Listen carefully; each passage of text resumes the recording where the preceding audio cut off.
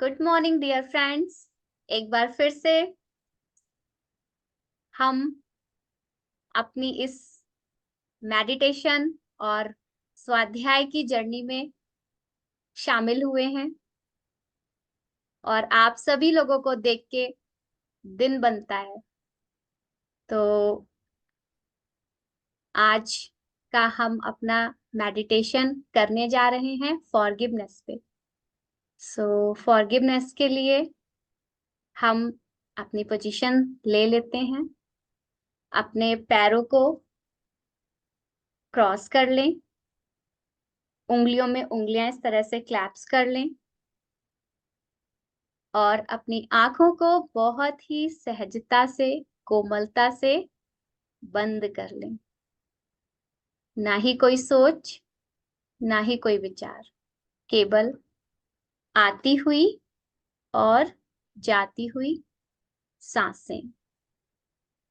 सांसें हमारी सच्ची दोस्त हैं, हमारी मार्गदर्शक हैं। सांसें हमें खुद से जोड़ती हैं। जी हाँ दोस्तों, सांसें हमें खुद से जोड़ती हैं। जब हम खुद से जुड़ते हैं तो हम अपने आप को समझते हैं। अपने आप को समझने की यात्रा, खुद को जानने की जर्नी को ही हम ध्यान कहते हैं। बहुत सुकून मिलता है जब हम किसी भी व्यक्ति को माफ कर देते हैं। माफ करना एक दैवीय गुण है। हम सब ह्यूमन हैं, हम बहुत गलतियां करते हैं, बहुत। लेकिन जब हम माफी देते हैं तो हम में उस डिविनिटी का प्रवेश होता है। हमारे भीतर के सभी ब्लॉकेजेस रिमूव हो जाते हैं मेरे प्यारे दोस्तों। तो आज हम सभी किसी एक व्यक्ति को अपने सामने इमेजिन करते हैं, जिसे हम दिल से चाहते हैं। हमने कभी उसे मन, कर्म, वचन से जाने या अनजाने में ठेस पहुंचाई है। उसे हमें आज माफ करना है, उससे माफी मांगनी है। जी हाँ दोस्तों, उस व्यक्ति का आप नाम लीजिए। मैं आपसे अपनी हुई गलतियों की माफी मांगती हूँ। मैंने कई बार अनजाने में आपको हर्ट किया। मैं आज दिल से आपसे माफी मांगती हूँ।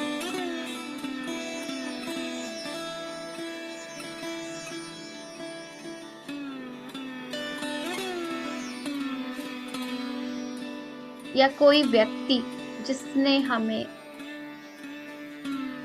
बहुत बार जाने अनजाने हर्ट किया है, उस व्यक्ति को भी हमें माफ करना है।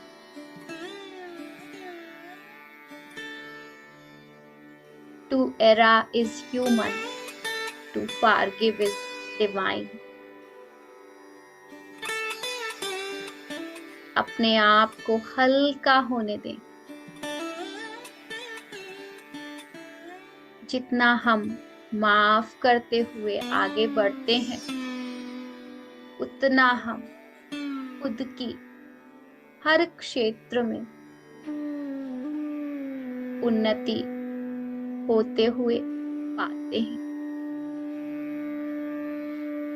हमें खुद के अंदर वो स्पेस क्रिएट करना है। अभी जो ईर्ष्या के रूप में, अहंकार के रूप में,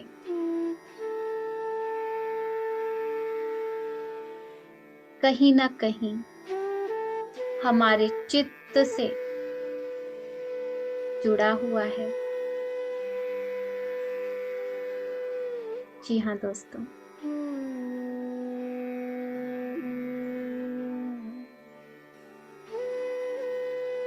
हमें खुद को माफी देनी है। कई बार हम अपनी ऐसी आदत बना लेते हैं कि हर चीज के लिए, हर कारण के लिए हम खुद को जिम्मेदार ठहराते हैं, खुद को कोसते हैं। नहीं मेरे प्यारे दोस्तों, सबसे पहले हमें खुद को माफ करना है। खुद को, हमारे अंदर जो एक बच्चा बैठा हुआ है, अपने इनर चाइल्ड प्यार दीजिए। अपने आप को आज उस बच्चे से जुड़ जाने दीजिए। माफी मांग लीजिए अपने अंदर बैठे हुए बच्चे से, जिसे आप अनायास ही पीड़ाएं देते रहते हैं।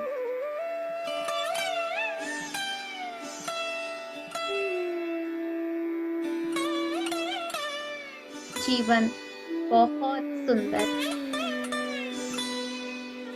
जब हम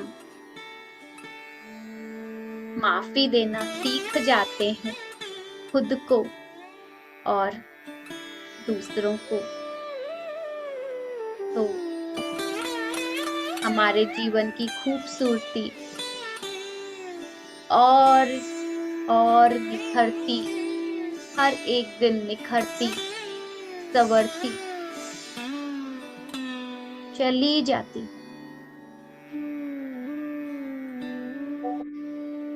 आज हमने खुद को माफ किया, उस व्यक्ति को हमने माफ किया, या हमने उससे माफी मांगी जिसने कभी जाने अनजाने में हमारे दिल को दुखाया है, या हमारे द्वारा उसका दिल दुखाया गया है। आप पूरी तरह से शांत और शिथिल हो गए, आप हल्के हो गए हैं, आपके अंदर स्पेस बन गया है। आप पूरी तरह से प्रसन्नता से, आनंद से भर गए हैं। उस ईश्वर की ब्लेसिंग्स आपके ऊपर बरस रही है। हम सब बहुत भाग्यशाली हैं। हम कृतज्ञता, शुक्राना करते हैं और फॉरगिवनेस करते हैं। ग्रैटिट्यूड और फॉरगिवनेस हमारे जीवन में आगे बढ़ाने के दो आधारभूत स्तंभ हैं। इनकी हमें हर एक दिन प्रैक्टिस करनी है। जी हाँ दोस्तों, बहुत सुंदर, अद्भुत है माफी देना और शुक्राना करना उस परम पिता परमेश्वर का, जिसने हमें इतना सुंदर जीवन दिया है। We all are blessed. All are blessed. Thank you. Thank you all, my dear God. Thank you so much. अब धीरे धीरे हम अपनी चेतना की ओर लौटते हैं। अपने हाथों को और पैरों को थोड़ा थोड़ा सा हिलाएं। शुक्राना करें खुद का, इस सुंदर शरीर का, इस प्यारे से परिणामा स्पिरिचुअल अवेकनिंग प्लेटफॉर्म का, एक दूसरे का। हम सभी की एनर्जी से आज का ये ध्यान पूर्ण हुआ। अब धीरे धीरे अपने हाथों को अपने सुंदर से चेहरे पे रखें।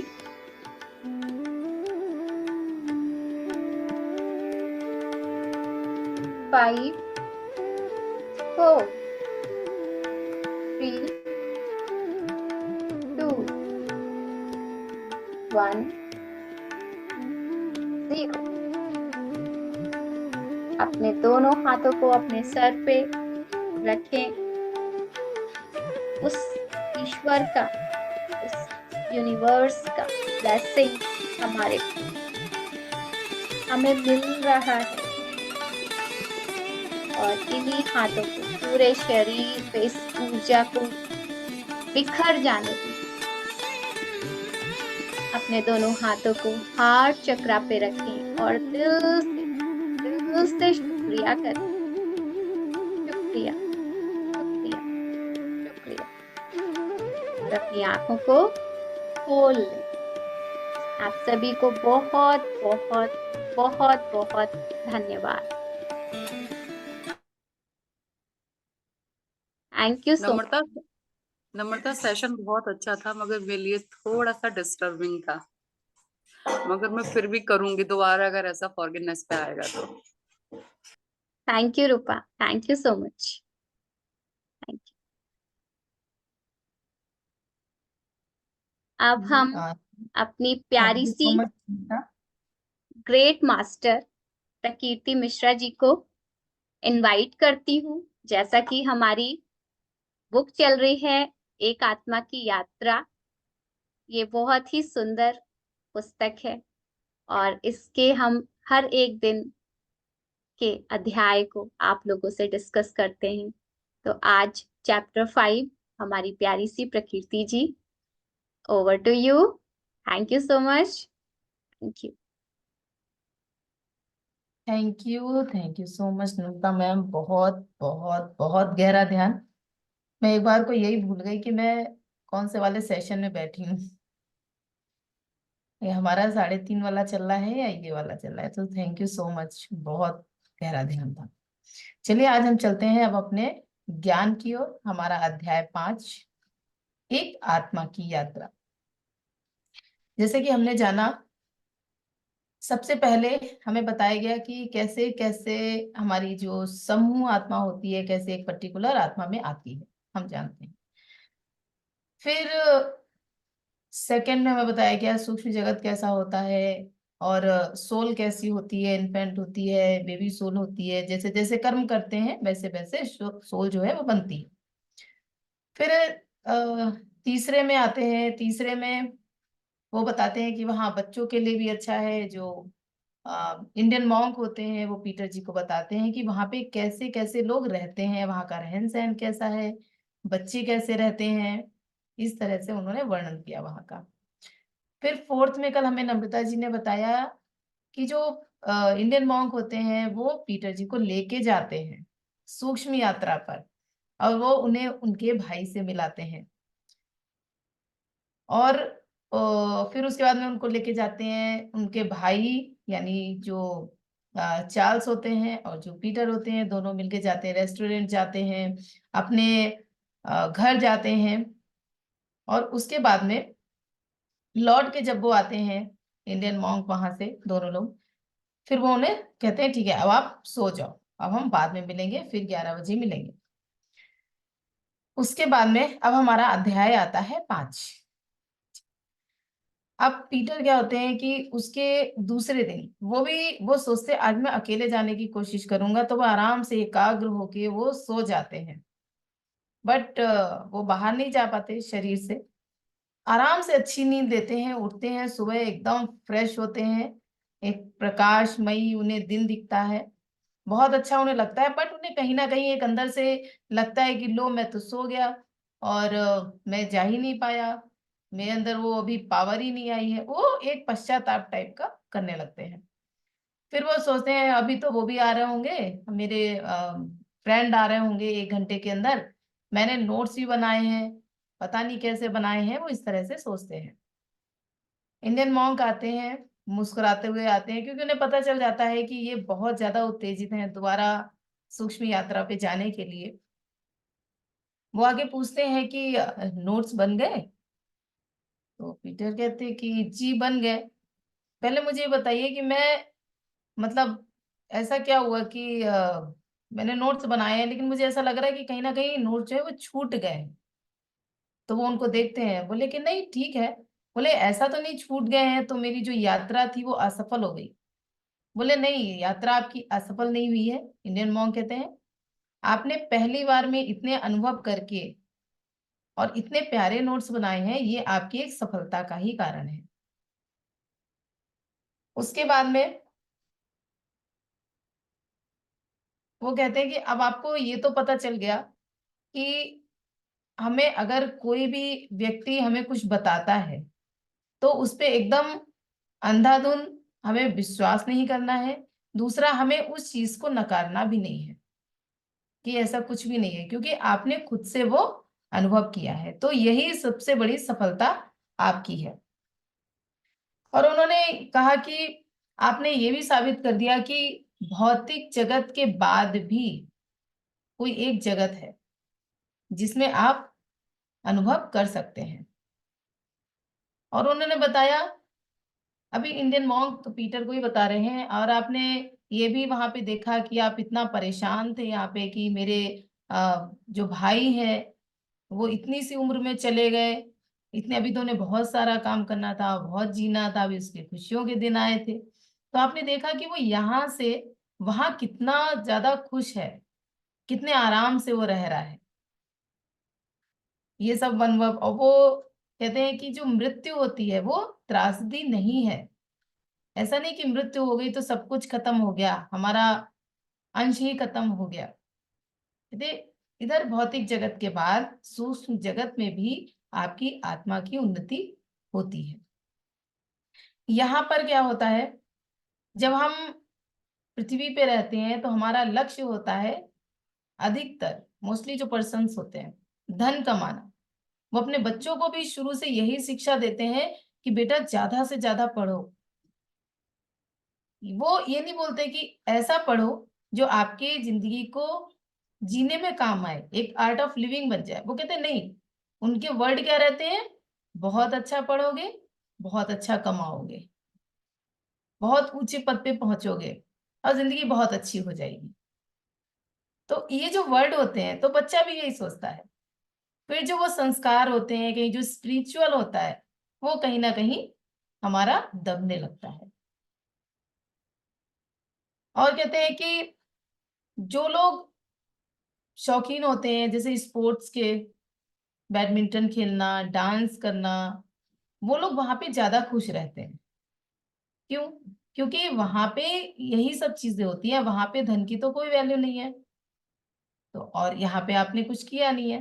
तो अगर आप यहाँ पे थोड़ा बहुत करते रहेंगे तो आप वहां पे जब उस श्रेणी में जाएंगे तो वहां पे आपको वैसे ही लोग मिलेंगे जो आपको उससे भी ऊंचे स्तर पर आपको पहुंचा देंगे। तो पीटर कहते हैं कि ऐसा कैसे हो जाएगा अगर कोई व्यक्ति यहाँ पर उसको कोई शौक नहीं है, सिर्फ वो धन कमाया है, तो ऊपर जाके उसको शौक कैसे लग जाएगा? तो इंडियन मॉन्क बताते हैं क्योंकि वो ऊपर कोई उसके धन की वैल्यू नहीं है, यहाँ पे वो सब काम कर चुका है, तो ऊपर जाके वो थोड़े दिन तो आराम करता है, लेकिन वो धीरे धीरे वो बोर होने लगता है उससे, क्योंकि वो धरती पे भी वही काम करके गया है। तो वहां पर स्कूल्स हैं, तो स्कूल में जाकर वो उनको सिखाते हैं, उनको स्किल देते हैं कि आप पेंटिंग सीख लो, आप कला सीख लो, आप डांस सीख लो, सिंगिंग सीख लो। वो इस तरह से उनको बताते हैं। वहां पर उनको प्रशिक्षण मिलता है, वहां पे स्कूल्स हैं। वहां पे जो स्कूल्स होते हैं उनके दो उद्देश्य होते हैं। एक होता है कि जो नए लोग आ रहे हैं उनको उनकी परिस्थिति से परिचित कराना, कि वो किस परिस्थिति पे है, किस लेवल पे है, और उनको अब क्या करना है। दूसरा होता है कि शिक्षापद कोर्स उपलब्ध कराना और कोर्सों को बताना। वो उनको बताते हैं कि इसके बाद अब आप क्या कर सकते हैं और अपनी आत्मा की उन्नति कैसे कर सकते हैं। और उन्होंने बताया कि वहां पर बहुत सारे विद्वान होते हैं, साइंटिस्ट होते हैं, वहां पर सिंगर होते हैं, टीचर्स होते हैं, जो कि यही काम करते हैं। जो लोग नए लोग आते हैं उनको ज्ञान देते हैं। जो साइंटिस्ट होते हैं वो उनको और रिसर्च बताते हैं कि आप ऐसे ऐसे कर सकते हो। उनको उसमें बहुत आनंद आता है, क्योंकि वहां पर सबकी इच्छा यही होती है कि एक दूसरे की आत्मा की उन्नति करना, क्योंकि वहां पर जेलसी की कोई भी भावना नहीं है, सब एक दूसरे का सहयोग करते हैं। हमारे यहाँ क्या होता है कि जो माता पिता रहते हैं वो बच्चों को सबसे ज्यादा, जो स्पोर्ट्स में अगर बच्चा जाना चाहता है, अभी तो कई लोग ऐसे हैं कि स्पोर्ट्स में भी अपने बच्चों को भेज रहे हैं, बट बड़े बड़े शहरों में अभी भी जो मध्यम वर्गीय लोग हैं या जो छोटे शहरों में रहने वाले हैं, उनकी अभी भी मानसिकता ऐसी है कि वो अपने बच्चों को स्पोर्ट्स में नहीं डालते। तो उनमें अभी इतना कॉन्फिडेंस बिल्डअप नहीं हुआ है कि उनके बच्चे अगर स्पोर्ट्स में कुछ नहीं कर सके तो वो क्या करेंगे। तो वो क्या, पढ़ाई पे सबसे ज्यादा जोर देते हैं कि पढ़ाई करो। और वहां क्या होता है, वहां पर पढ़ाई भी करनी है, आपको स्पिरिचुअल भी करना है, और आपको और जो अदर विषय है उनमें भी शिक्षा ग्रहण करनी है। जो वहां के लोग होते हैं वो अधिकतर शिक्षा को ग्रहण करते रहते हैं और अपनी आत्मा की उन्नति करते रहते हैं।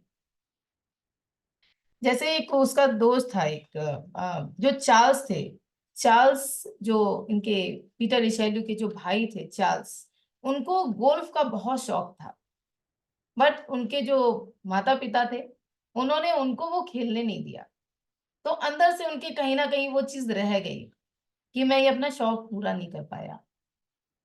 तो जब वो सूक्ष्म जगत में आते हैं तो वो अपनी इच्छा को पूरा करते हैं। अब वहां पे एक जो दंपत्ति कैसे रहते हैं कि लोग कहते हैं कि वहां जाकर भी जैसे जो लड़कियां कहती है ना कि मुझे तो 7 जन्मों तक तुम्हारा ही साथ रहना है। एक ये सुना है। तो जो प्रौढ़ वैवाहिक जीवन होता है कि बहुत सारे जो बूढ़े लोग होते हैं बहुत आपस में जो प्यार करते हैं एक दूसरे से, और उन्होंने यहाँ भी कुछ और स्किल को नहीं अपनाया, बस एक दूसरे में ही वो रहे। तो वो जब वहां जाते हैं तो वहां भी वो, जब अगर पति की मृत्यु अगर पहले हो जाती है तो वहां जाके भी पति सोचता है कि पूरा दिन बीत जाए, जल्दी से रात आ जाए, और कैसे भी करके ये मेरी पत्नी सोए और मुझे आके मिले सूक्ष्म जगत में। यानी वो अपने ड्रीम में आएगी और ये सूक्ष्म जगत में आएंगे। तो ये वेट करते हैं, फिर रात में दोनों का मिलन होता है और वो आपस में बात करते हैं। और जब पत्नी भी वहां पहुंचती है तो वहां पे, क्योंकि वहां पे तो सब कुछ भाव से होता है, मन की इच्छा से होता है, तो वहां पर वो अपना घर बना लेते हैं। घर के आगे जैसा जैसा उनने सोचा होता है कि मैं पृथ्वी पे मेरा ऐसा घर हो, ऐसा बगीचा हो, पेट हो, तो वहां पे वो वही करते हैं। अपनी इच्छा अनुसार वो घर बना लेते हैं, इच्छा अनुसार बहुत बढ़िया सा बगीचा बना लेते हैं, पेट भी होता है, नौकर चाकर भी होते हैं, सारी सुख सुविधाएं होती हैं। और जो बहुत सारे पेयर्स हमने यहाँ पे देखे हैं जिनकी आपस में नहीं पटती, है ना, वो एक दूसरे को पूरा जीवन एक दूसरे को वो कोसते ही रहते हैं, कहाँ तुम मेरे पल्ले पड़ गए, इस तरह के वर्ड वो बोलते हैं। कहाँ मैंने शादी कर ली तुमसे, मुझे तो इतने अच्छे अच्छे लोग मिल रहे थे, है ना। और कई तो कई तो मैंने ऐसे भी सुना है, जो जेंट्स होते हैं वो हैप्पी एनिवर्सरी के लिए कह देते हैं काला दिन। मैंने ये भी सुना है। वो थिंकिंग, लेकिन सच में होता क्या है कि जो प्रकृति है वो हर व्यक्ति को एक नियम के अनुसार मिलाती है, कुछ सिखाने के लिए मिलाती है। तो जब हम नीचे भेजे जाते हैं तो हम ये ऊपर से तय करके आते हैं, क्योंकि हमने वो लर्निंग नहीं की होती है। तो हम कहते हैं कि मैं जब नीचे जाऊं तो मुझे ऐसा मत करना कि पति सिर्फ रोमांटिक ही हो और मुझे स्पिरिचुअल पति ना मिले, कि मेरी उन्नति ना हो, या इसका अपोजिट, कि बीवी से प्यार ही करती रहे और स्पिरिचुअल में कोई मेरी मदद ना करे। तो वो लर्निंग के लिए भेजे जाते हैं। बट हम लोग जब नीचे आ जाते हैं तो ये जो अपने जो हमारा ये मृत्यु लोक कहा जाता है, जो पृथ्वी को मृत्यु लोक ही कहते हैं, यहाँ पे हम एक दूसरे को लर्निंग भूल जाते हैं। हम सिर्फ ये देखते हैं ये मुझे क्या दे रहा है, ये मेरे लिए क्या लाया है। तो जो ऐसे लोग होते हैं जो अपनी लर्निंग पूरी नहीं कर पाते हैं, अपने लक्ष्य को नहीं प्राप्त कर पाते हैं, तो जब वो ऊपर जाते हैं फिर से उनको याद दिलाया जाता है कि आपने तो वहां जाके कुछ किया ही नहीं, आप तो एक दूसरे को ही कोसते रहे, आपने तो आत्मा की उन्नति नहीं की। तो उसको एहसास होता है, लड़की को भी और जेंट्स को भी। तो वो कहते हैं कि चलो ठीक है। अब फिर वो जो लड़की होती है वो कहती है मुझे वहां तो कोई सुख ऐसा मिला नहीं, और मैं अब थक भी गई हूँ, मुझे अब वो सुख नहीं चाहिए, अब मैं छोड़ रही हूँ पूरा सुख, अब मैं अपनी आत्मा की उन्नति करूंगी। फिर फिर वो दोनों लोग वहां अलग हो जाते हैं और अलग अलग स्कूलों में जाकर शिक्षा ग्रहण करते हैं। क्योंकि जब प्रकृति नीचे आती है तो एक शक्ति होती है, और उस एक शक्ति से दोनों का निर्माण होता है, मेल का भी और फीमेल का भी, दोनों की आत्मा की उन्नति के लिए होता है। उसके बाद में कई कपल ऐसे होते हैं जो पृथ्वी पे भी बोले जाते हैं, yes they are a perfect couple, ये तो एक दूसरे के लिए ही बने हैं, ये तो आंखों आंखों में बात समझ लेते हैं, इन्हें तो कुछ कहने की जरूरत ही नहीं पड़ती, मैंने तो कभी इन्हें लड़ते ही नहीं देखा। कितने सारे होते हैं ना। और किसी का तो मुझे तो ऐसा लगता है कि मोस्टली 4-5 साल के बाद वो चेहरे भी मिलने लगते हैं। होता है ना कि जब बच्चे भी हो जाते हैं तो मैंने ऐसा एक्सपीरियंस किया है कि वो चेहरे भी मिलने लगते हैं। तो मुझे लगता है कोई जाए तो ऐसा लगे ना हाँ भाई बहन जा रहे हैं, वो होता है ऐसा। और हमारी जो बीच बीच में थोड़ी बहुत खटपट चलने लगती है, तो वो एक कहीं ना कहीं वो एक सोलमेट की तरह हो जाते हैं। तो जो ऐसे कपल रहते हैं वो एक दूसरे की आत्मा की उन्नति करते रहते हैं। वो सिर्फ वो इन चीजों में नहीं पड़ते कि आपने मुझे क्या दिया, कि मैंने इसको क्या दिया। वो देखते हैं कि इसकी आत्मा की उन्नति हो रही है या नहीं हो रही है। वो हर चीज में सपोर्ट करते हैं। वो स्पिरिचुअल बुक्स के लिए कहते हैं, मतलब जो फीमेल होती है वो मेल को सपोर्ट करती है, मेल जो भी कहता है कि नहीं मुझे ये कोर्स करना है, या मुझे आप बताओ कि मुझे मैं बिजी रहा, मुझे नहीं पता कैसे पूजा पाठ करनी है, तो आप मुझे मदद करो, वो करते हैं। अगर लेडी को नहीं पता है तो जेंट्स उनको बताते हैं, यानी कि वो दोनों एक दूसरे की आत्मा को बढ़ाते हैं। तो ऐसे जो कपल होते हैं वो जब वो ऊपर जाते हैं, सूक्ष्म जगत में जाते हैं, वहां पर वो थर्ड या फोर्थ श्रेणी में जाते हैं और एक शिक्षक बन के उभरते हैं और वहां पर जाकर सबको शिक्षा देते हैं। तो फिर इंडियन मॉन्क कहते हैं पीटर जी से कि इन सभी उदाहरणों से तुम्हें थोड़ा बहुत तो ये समझ आ गया होगा कि जो विकास का मार्ग है उसमें जो आत्माएं होती हैं वो एक दूसरे की मदद करती हैं, और बहुत सारी चीजें ऐसी होती हैं जो हमें धैर्य करना सिखाती हैं। जैसे मैंने अभी पहले वाला एग्जांपल दिया था कि वो लड़ते रहते हैं, तो वो धैर्य करना वहां सीखने के लिए भेजे जाते हैं, बट उनमें धैर्य नहीं होता और पूरा जीवन निकल जाता है। कहते हैं कि हाँ ये तो बच्चे मेरे साथ में है, नहीं तो मैं अब तक अलग हो गई होती, है ना। तो क्या है कि वो हमें धैर्य सिखा रहे हैं। तो हमें जो सीखना है, वो हमें जो अपॉर्चुनिटी मिलती है, और हमें कहीं ना कहीं यूनिवर्स जो होता है वो हमें कहीं ना कहीं साइन देता है। आपको सपने में बोलेगा, आपको कहीं ऐसे कहीं होगे तो ऐसे सत्संग में बोलेगा कि अभी आपका टर्निंग पॉइंट है, आप मुड़ जाओ। आपको ऐसे फ्रेंड्स मिल जाएंगे जो आपको ग्रुप में ऐड करेंगे कि अब आपका टर्निंग पॉइंट है, आपकी लर्निंग शुरू होती है, आप शुरू हो जाओ। बट कई ऐसी आत्माएं होती हैं वो कहती कि नहीं, वो ग्रुप से लेफ्ट हो जाते हैं, ऐसे भी लोग हैं। तो वही है कि जब हमें वो जो अपॉर्चुनिटी मिल रही है हम उसको पहचाने, उसको पकड़े, क्योंकि हमें पता है कि अब मरने के बाद भी एक दूसरा जगत है जहां पर हमें अपनी आत्मा की उन्नति करनी है।